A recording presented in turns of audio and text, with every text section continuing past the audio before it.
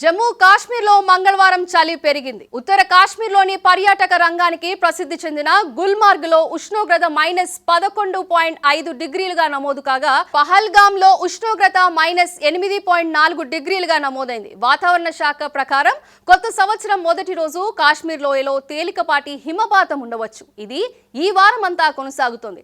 దీని కారణంగా లోయ చల్లగా ఉంటుంది. అదే సమయంలో ఉత్తరప్రదేశ్లో సుమారు 50 జిల్లాల్లో గరిష్ట ఉష్ణోగ్రత 5 డిగ్రీలు తగ్గింది. కనిష్ట ఉష్ణోగ్రత 13 డిగ్రీలుగా నమోదైంది. ఈ రోజు కూడా ఇక్కడ ఇదే వాతావరణం కొనసాగుతుందని భావిస్తున్నారు.